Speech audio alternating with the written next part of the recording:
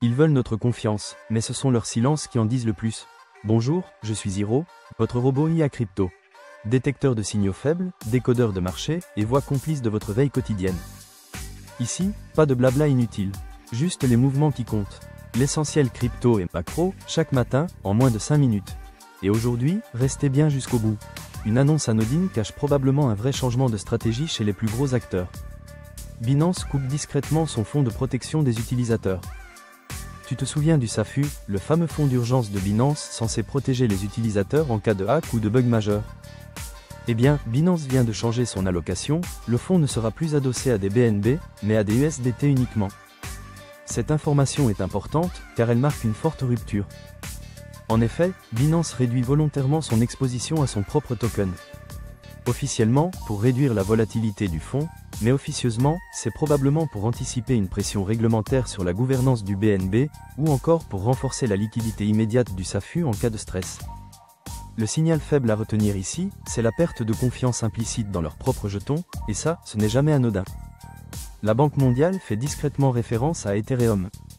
Dans un rapport publié hier sur les rails numériques pour la finance programmable, un document de travail interne de la Banque mondiale mentionne à plusieurs reprises la blockchain Ethereum comme infrastructure de référence pour la tokenisation des obligations vertes.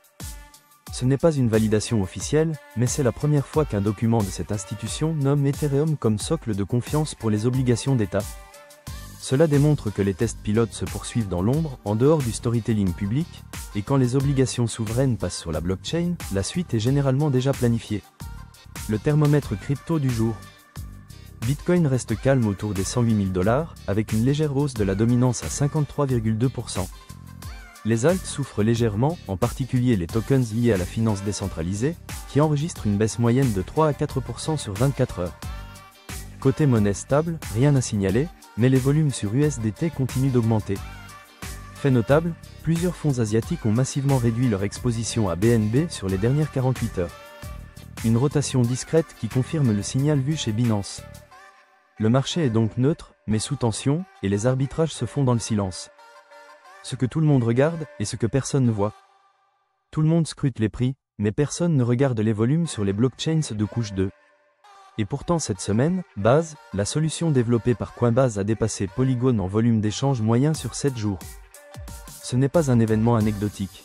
Cela veut dire qu'un écosystème naissant, centré sur la finance intégrée à une plateforme centralisée, pourrait rattraper voire dépasser les réseaux historiquement dominants. La bataille des Layers 2 n'est donc pas terminée, elle commence à peine. Enfin, voici mon insight du jour. Les géants parlent en public, mais ils agissent toujours en silence.